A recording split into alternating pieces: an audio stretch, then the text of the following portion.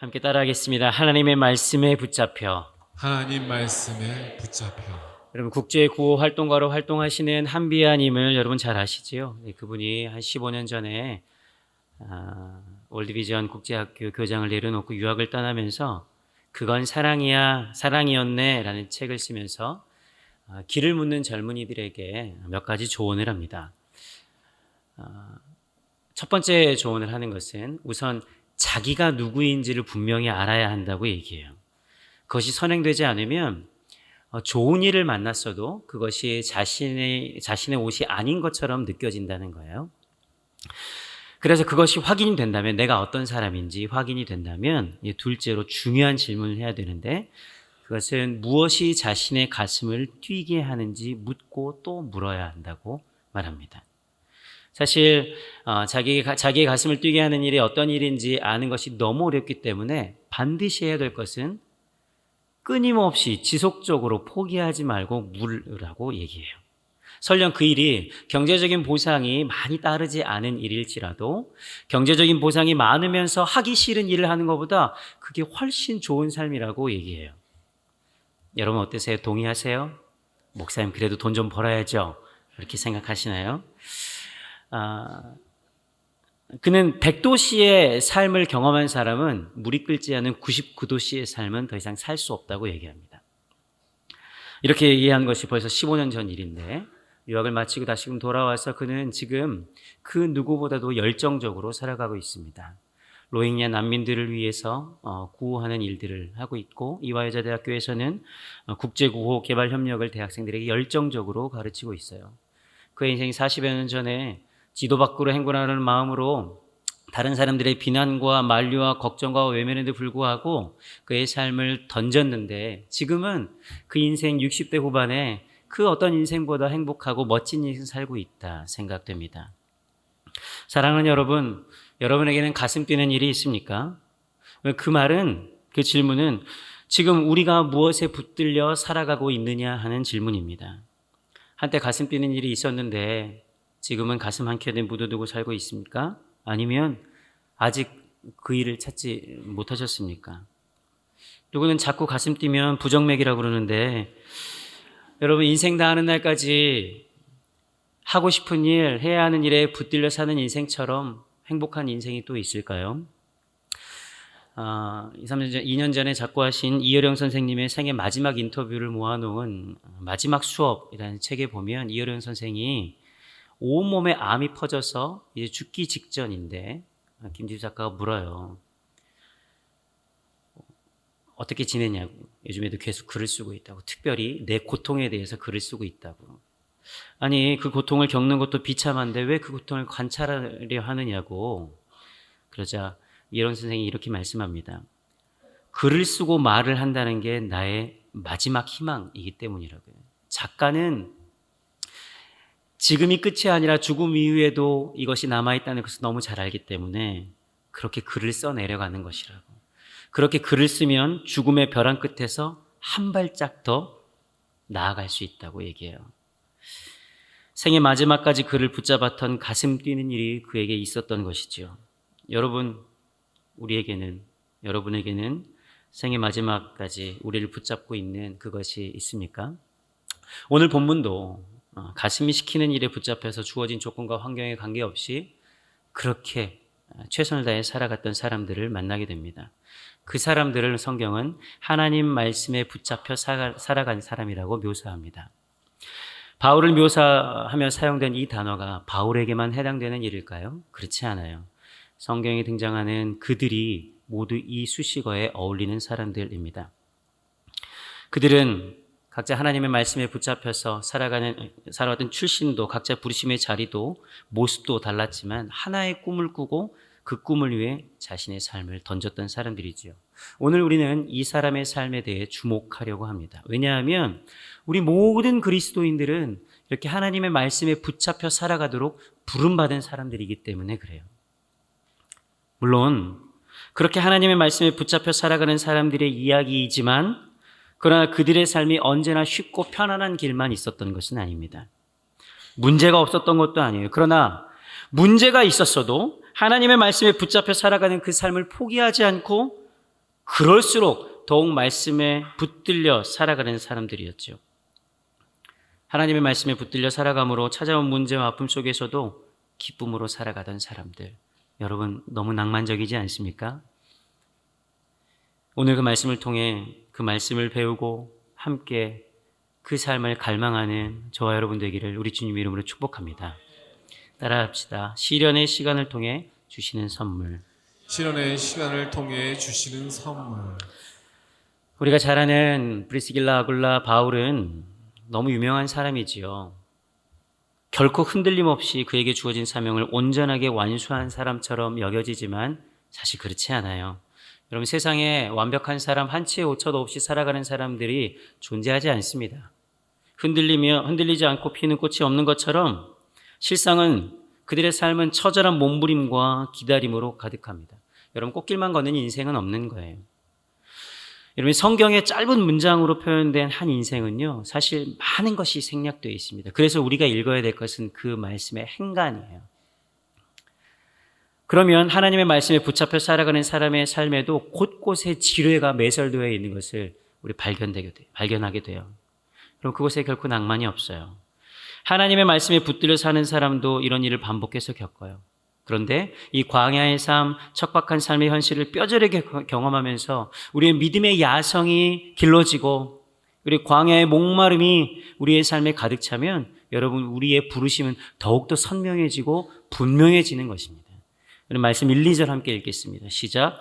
그 후에 바울이 아덴을 떠나 고린도에 이르러 아굴라라는 본도에서 난 유대인 한 사람을 만나니 글라우디오가 모든 유대인을 명하여 로마에서 떠나라 한 고로 그가 그 아내 브리스길라와 함께 이달리아로부터 새로 온지라.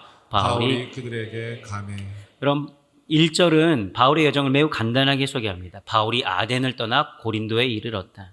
여러분, 하지만 바울의 여정이 녹록지 않다는 것을 너무 잘 알잖아요. 계획이 없던 마게도냐로 와서 우리를 도우라 이 한마디에 빌립보로 건너갑니다. 데살로니가, 베레아, 아덴을 거쳐 고린도까지의 여정은 쉼없이 이어진데 여러분, 그 거리가요 850km예요. 그냥 편안하게 걸어왔습니까? 감옥에 갇혀서 매를 맞고 억울한 일로 고소를 당하기도 했어요. 협박하는 사람들이 그가 가는 곳마다 나타나서 그를 못 살게 굽니다. 그리고 함께 걸어가던, 함께 사역을 감당하던 실라와 디모데를 얼마 가르치지 못했던 데살로니가 교회, 빌립보 교회로 파송해 이제는 그가 혼자 됐어요. 여러분, 그는 외롭습니다. 매우 가난해요. 두렵습니다.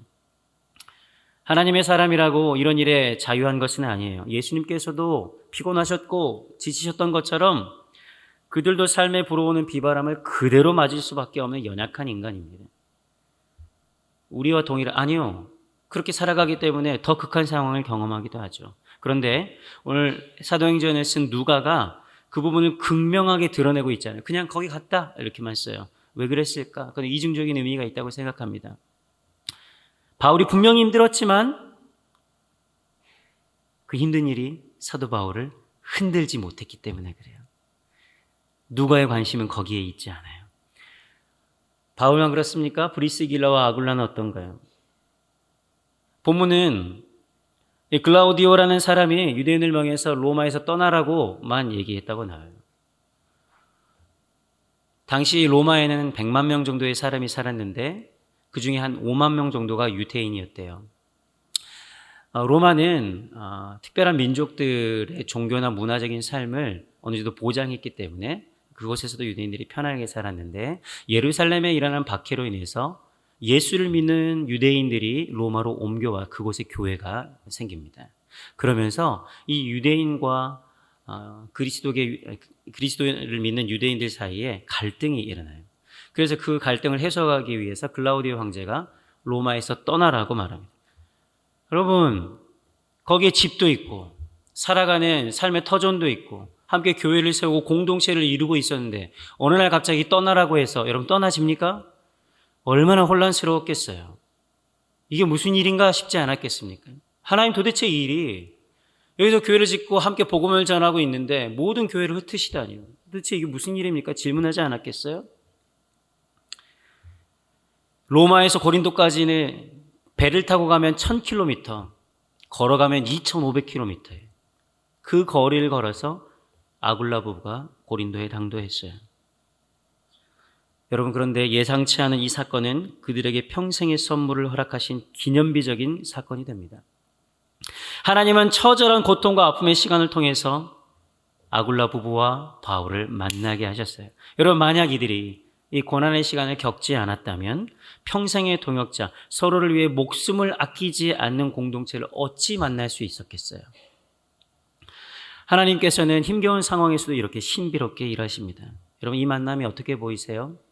제 눈에는, 그리고 그들은 철저하게 하나님의 개입하심이 느껴집니다.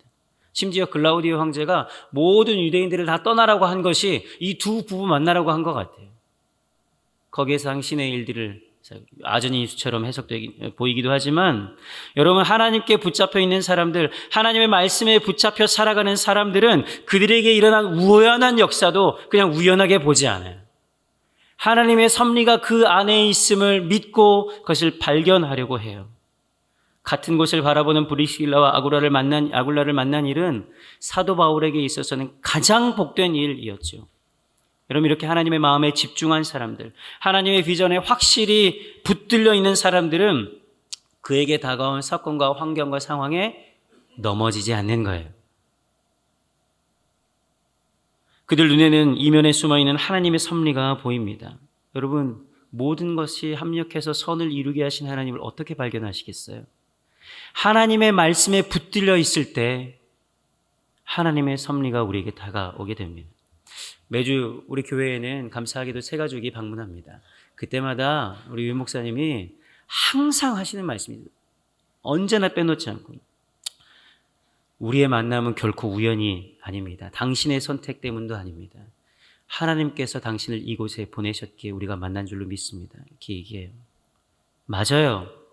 때문에 저 역시 새 가족을 신방하게 되면 반드시 함께하는 말씀이 있습니다. 그것은 당신이 우리 교회에 온 것은 우리 교회에 너무나도 큰 복이라고요. 와주셔서 고맙다고. 그런데 당신이 우리 교회를 만난 것도 당신의 인생에서 가장 큰 복이 되기를 바란다고. 여러분, 이게 진짜예요. 만약 하나님의 말씀에 붙잡히지 않았다면 그들의 만남은 그냥 우연한 만남이었을 거예요. 아니면 같은 업종에 종사하는 경쟁자의 만남 아니었겠어요? 여러분, 같은 일하면서 얼마나 많이 싸우는데요. 그런데 그들은 함께 만나서 동업하고 같이 살고 하나님 나라를 꿈꿉니다. 그들이 하나님의 말씀에 붙잡혀 있었기에 하나님께서 만나게 하신 그 사람이 진정 귀한 사람이 된 거예요. 하나님의 말씀에 붙잡히면 시련 가운데 만난 그 사람이 바로 하나님의 선물이 되는 겁니다. 하나님은 그렇게 평생의 동역자를 바울에게, 그리고 브리스길라와 아굴라에게 선물하셨어요. 서로의 존재로 인해 그들이 당한 이 환난 중에도, 여러 가지 환난 중에도, 상황과 환경이 열악해도 그들은 다음 소망을 꿈꿀 수 있는 거예요. 우리 시편의 말씀 한번 읽어볼까요? 여호와를 경외하며 그의 길을 걷는 자마다 복이 있도다. 내 집 안방에 있는 내 아내는 결실한 포도나무 같으며 내 식탁에 눌러 앉은 자식들은 어린 감람나무 같으니로다. 여러분, 사도 바울과 브리스길라 아굴라가 완전한 사람이어서, 완전 무결한 사람이어서 그들이 하나가 돼서 좋았던 게 아니에요. 하나님의 말씀에 붙잡혀 있었기 때문에 서로를 알아본 것이죠. 여러분, 하나님의 말씀에 서로가 붙잡혀 있는 사람에게 주시는 복은 무엇이냐면 내 집 안방에 있는 아내가 결실한 포도나무 같은 거예요. 이전에는 깨닫지 못했던 그 사람이 내 생에 가장 좋은 사람, 최고의 사람이 되는 거예요. 여러분, 이전에 만났던 관계일지라도 우리가 하나님의 말씀에 붙잡힐 때 이전과 이후의 삶은, 이후의 관계는 완전히 달라져요. 어쩌면 우리가 하나님을 경외하는 삶을 살지 않기 때문에 내 곁에 있는 사람을 알아보지 못하는지도 모릅니다. 우리 옆 사람에게 이렇게 인사하겠습니다. 당신을 알아보지 못한 건 순전히 저 때문입니다. 여러분, 그런 거예요. 하나님을 경외하시는 자에게 주시는 가장 큰 축복, 내 곁에 있는 그 사람이 나에게 가장 큰 위대한 선물이라는 것 말입니다. 사랑하는 여러분, 우리 내면의 부르심이 더욱더 분명하게 되고 선명하게 되고 함께 걸어가는 그 사람이 하나님이 주신 분명한 동역자라는 것을 주님의 말씀에 붙들려 깨닫게 되는 은혜가 있기를 주님의 이름으로 축복합니다. 따라하겠습니다. 하나님의 말씀에 붙잡힌 사람은 때를 기다립니다. 하나님의 말씀에 붙잡힌 사람은 때를 기다립니다. 5절 말씀이 있습니다. 실라와 디모데가 마게도냐로부터 내려오매 같이 읽어요. 바울이 하나님의 말씀에 붙잡혀 유대인들에게 예수는 그리스도라 밝히 증언하니. 여러분, 사도 바울은 새롭게 만난 동역자 브리스길라와 아굴라를 만나서 이제 새로운 일들을 좀 도모해도 되겠다 생각하지 않았겠어요? 얼마나 힘이 되겠습니까? 너무 잘 맞았어요. 심지어는 함께 살기까지 했으니까 뭐라도 같이 하면 좋겠다 생각했겠지요. 그런데요, 그들은 서두르지 않았어요. 때를 기다렸습니다. 여러분, 하나님의 말씀에 붙잡힌 사람들, 하나님의 꿈을 꾸는 사람들도 가장 많이 넘어지는 함정은 기다리지 못하는 거예요. 지난 부흥회 때 김병삼 목사님께서 말씀하실 때 기다림은 믿음의 사람의 특징이라고 그랬어요. 그러나 서두름은 불신앙의 특징이라고 말씀하셨어요. 그러나 여러분, 이 기다림의 시간을 묵묵하게 그리고 철저하게 준비하면서 보내는 것이 얼마나 어려운 일인지 모릅니다. 부르심을 받았고 또 환경도 갖추어져 있는 것 같은 그때 사람의 마음이 급해져요. 지금 놓치면 안 되는데. 그러나 여러분, 하나님께서 부르시는 분명한 때가 있는 줄로 믿으십시오. 하나님의 말씀 받았다고 아무 때나 받은 말씀 가지고 자신의 뜻과 계획에 따라서 경기장에 뛰어들어서는 안 되는 거예요. 하나님의 뜻을 받았다면 그때가 언제인지 또 물어야 됩니다. 사람들은 조급해요. 이 시간이 지나버리면 어쩌나 하는 염려와 불안함이 있기 때문이에요.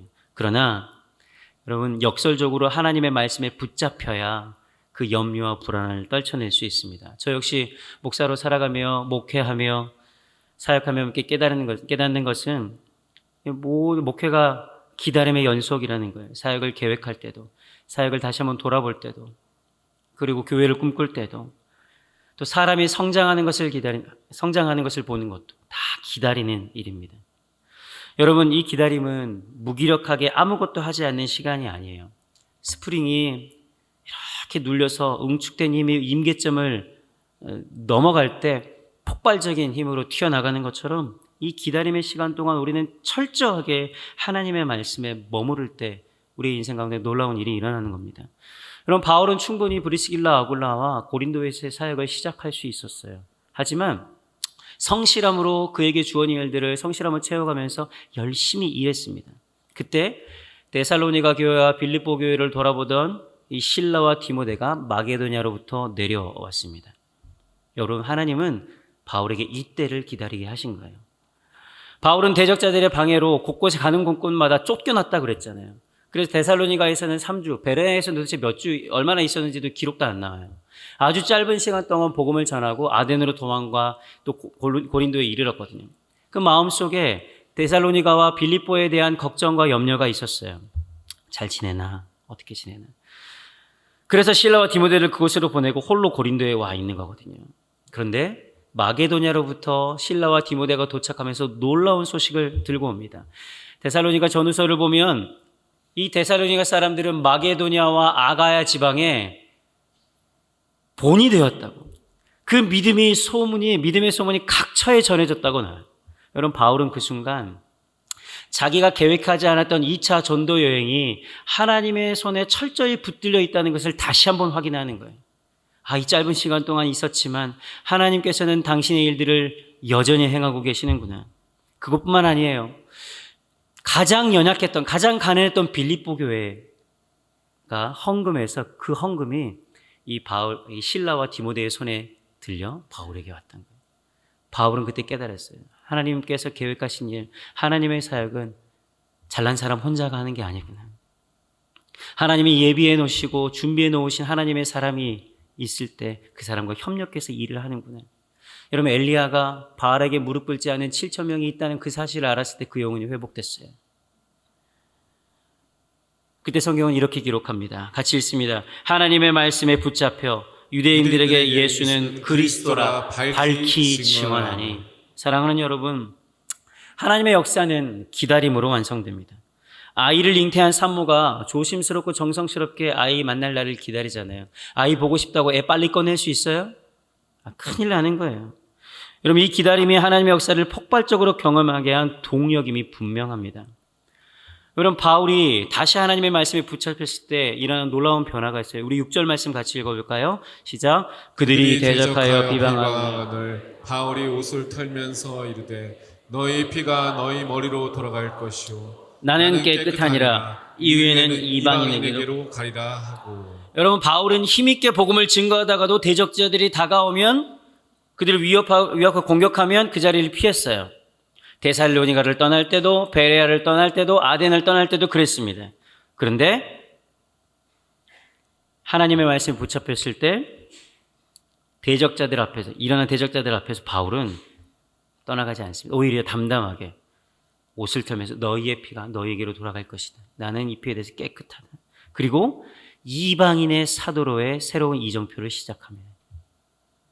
여러분, 하나님의 말씀에 붙잡힌 사람은 역풍 속에서도 길을 만드는 사람들이에요. 인생의 역풍이 불어오면 사람들은 이 항해를 멈춰야 하나, 이 항해가 잘못됐나 생각합니다. 그런데 여러분, 돛단배는 역풍이 불어도 앞으로 갈 수 있는 거 아세요? 베르누이 원리라고 그러는데요. 과학적 원리가 중요한 건 아니고. 앞에서 불어오는 이 역풍 속에도 돛을 움직이며 그 길을 찾아내면 돛단배는 앞을 향해 전진해 가요. 여러분, 이것이 신앙의 역설이에요. 우리의 인생의 역풍이 부는 상황에서 하나님의 행하시는 일들을 보기 위해서는 이 믿음의 역설, 신앙의 역설을 선택해야 합니다. 여러분, 독수리가 하늘을 높이 날기 위해선 정면에서 불어오는 바람이 있어야만 그의 몸이 뜨게 돼 있는 겁니다. 그것은 벼랑 끝을 향해 뛰어내리는 겸손함이에요. 그리고 하나님의 힘에, 하나님의 손에 자신을 내어 맡기는 믿음이에요. 이 삶의 저항이 우리의 삶의 증거가 되는 거예요. 하나님이 일하고 계시는구나. 그러나 사랑하는 여러분, 우리에게 진짜 문제는 뭔지 아세요? 바람이 불지 않는 게 우리의 문제가 아닙니다. 하나님의 바람이 불고 있는 그때에도 무감각하게 돛을 내리고 졸고 있는 우리의 게으름이에요. 바람이 없는 그때에도 사공들은 바람을 기다리며 하늘을 주의 깊게 바라봅니다. 언제 바람이 불어오나. 갈망함으로 하늘에서 눈을 떼지 않아요. 사랑하는 여러분, 이 갈망함이, 하늘을 향한 갈망함이 우리에게 있기를 바랍니다. 이 갈망함이 우리를 움직이는 거예요. 세 번째, 다시 따라하겠습니다. 다시 하나님의 말씀에 붙잡힐 때. 다시 하나님의 말씀에 붙잡힐 때. 9절 10절 읽겠습니다. 밤에 주께서 환상 가운데 바울에게 말씀하실 때 두려워하지 말며 침묵하지 말고 말하라. 내가 너와 함께 있음에 어떤 사람도 너를 대적하여 해롭게 할 자가 없을 것이니 이는 이 성중에 내 백성이 많음이라 하시더라. 사랑하는 여러분, 갑작스럽게 우리의 인생의 진로가 변경될 때 우리는 두려워할 수밖에 없어요. 우리는 그때 인생의 닻을 여러분 하나님 말씀에 고정하고 깊게 파고 들어야 됩니다. 그래야 우리의 인생의 좌표를 재설정할 수 있는 거예요. 지금의 선택과 길이 옳은지, 하나님의 마음이 어디 있는지를 지속적으로 하나님 말씀에서 캐내야 되는 거예요. 사랑하는 여러분, 바울이 상대해야 하는 고린도가 만만한 것이 아니에요. 로마 시대의 제2의 도시와도 같은 곳이거든요. 60만 명 이상의 사람들이 살았습니다. 거대하고 화려한 문명이 있는 것. 그런데 그때 당시 고린도 사람들에게는 별명이 있었어요. 고린도에서 왔다 그러면 저거 음란한 사람. 당시 고린도 문화가 그랬어요. 고린도를 상대해야 되는 바울은 골리앗 앞에선 다윗과도 같아요. 여리고 성 앞에선 이스라엘 백성과도 같습니다. 그냥 아무런 전략 없이 하던 방식대로 고린도와 맞설 수는 없어요. 그래서 바울은 다시 하나님 앞에 엎드립니다. 근데 본문 보니까 환상 중에 하나님께서 말씀하셨다고 바로 나오지만 여러분 행간을 읽어야 돼요. 바울은 하나님 앞에 철저하게 엎드리는 거예요. 언제까지요? 하나님의 말씀이 들려올 때까지. 하나님께서 말씀하셔서 그의 삶이 붙잡힐 때까지 계속해서 엎드립니다. 그때 하나님은 바울에게 환상 중에 말씀하세요. 두려워하지 말라. 침묵하지 말라. 내가 너와 함께 있음에 어떤 이도 너를 대적할 자가 없을 것이다. 사랑하는 여러분, 높이 나부끼는 연이 실로 이어져 있지 않으면, 실이 끊어지면요, 그건 나는 게 아니에요. 떨어지는 거예요. 여러분, 우리가 하나님의 말씀에 붙잡혀 있을 때 우리의 인생이 온전할 줄을 믿습니다. 두려워하지 말라, 침묵하지 말고 말하라. 내가 너와 함께 있음에 어떤 이도 너를 대적할 수 없을 것이다. 여러분, 이것이 우리의 약속인 줄로 믿습니다. 두려움은 믿음이 없는 틈을 비집고 파고 들어와요. 두려움은 우리를 움직일 수 없게 하고 아무것도 하지 못하도록 우리를 무기력하게 만들어요. 그래서 두려움을 이길 수 있는 힘 뭐예요? 하나님의 말씀에 붙잡힐 때 예수께서 우리와 함께 하신다는 분명한 사실 하나 때문에 이 두려움을 이기게 되는 거예요. 바울이 말씀을 붙잡고 있는 것이 아니라 하나님의 말씀이 바울을 붙잡고 있는 줄로 믿습니다. 여러분, 이것이 신앙의 원리예요. 여러분, 우리가 예배의 자리를 지키는 것인가요? 아니요. 예배가 우리를 지키는 거예요. 우리가 말씀을 읽어내는 것인가요? 아니요. 말씀이 우리의 삶을 인도해 가는 거예요. 사랑하는 여러분, 내가 찬송하는 것이 아니라 내가 찬송이 되는 것처럼, 예수님께서 나로 하여금 찬송이 되게 하신 것처럼 두려움에 처할 수 있는 상황에 하나님은 환상 중에 그에게 말씀하여 바울을 붙들고 계십니다. 사랑하는 여러분, 고린도에서의 사역을 앞둔 사도 바울은 다시 말씀에 붙잡혀야 했던 것처럼 새로운 삶을 살아가기를, 그리고 인생에 놓여있는 골리앗과 같은, 여리고성과 같은 삶의 문제에 직면해 있는 우리들은 더더욱 하나님의 말씀에 붙잡혀 있어야 함을 믿으시기 바랍니다. 한 젊은이가 어떤 인생 살아야 될지 몰라 성경 공부를 마치고 목사님께 여쭤봤대요. 앞으로 인생이 창창한 것 같은데 도대체 어떻게 사는 것이 바르게 사는 것인지 모르겠습니다. 얼마나 고민이 되겠어요? 그때 목사님께서 품에서 이 볼펜 하나를 꺼내시더니 이 볼펜과 같이 됐으면 좋겠다. 볼펜이 그냥 놔두면 넘어진대요. 그러나 쓰는 사람이 붙들려 있으면 그 사람의 도구가 되는 거예요. 여러분, 이것이 우리의 삶의 원리와 같지 않습니까? 사랑하는 여러분, 여러분 무엇에 붙잡혀 살아갑니까? 제가 단언컨대요, 여러분, 우리가 하나님의 말씀에 붙잡혀 있든지 세상에 붙잡혀 있든지 둘 중에 하나입니다. 중간은 없어요. 회색지대는 없어요. 물론 우리들이 때로는 하나님의 말씀에 붙잡힌 것 같은데 때로는 세상에 붙잡혀서 이리 휘둘리고 저리 휘둘릴 때 있어요. 여러분, 그거 뭐랑은 똑같은 줄 아세요? 쓰지 않을 때는 볼펜 쥐고 있다가 쓰려고 하면 놓는 거랑 똑같아요. 똑같아요. 하나님의 말씀에 붙들리지 않으면 그저 세상에 붙들려 살아가는 거예요. 두려움이, 염려가, 걱정이 우리를 붙들고 있으면 더 이상 하나님의 도구로, 하나님이 우리를 보내신 그 목적대로 살 수 없어요. 고린도 이 성에는 내 백성이 많습니다. 바울에게는 사명이 있었거든요. 부르심이 있었거든요. 우리에게도 동일합니다. 하나님의 손에 붙들릴 때 우리에게 허락된 삶을 온전히 살아갈 수 있습니다. 왜냐하면 하나님의 말씀에 생명이 있기 때문이에요. 사람이 떡으로만 살 것이 아니라 하나님의 말씀으로 사는 것입니다. 시냇가에 심은 나무가 철을 따라 열매를 맺을 수 있는 유일한 이유는 그가 날마다 말씀을 묵상하는 자이기 때문에 그런 거예요. 여러분, 진리인 하나님의 말씀을 할 때 우리가 자유하게 되는 것이지 하나님의 말씀을 떠날 때 자유하게 되는 게 아닙니다. 영생이 뭐예요? 영원한 생명을 어떻게 얻어요? 말씀이신 참 하나님과 말씀이 육신이 되어 우리 가운데 오신 예수 그리스도를 알 때 우리에게 영생이 주어지는 줄로 믿습니다. 그 하나님의 말씀에 붙잡혀 오늘도 살아가는 우리 모두 되기를 우리 주님의 이름으로 축복합니다.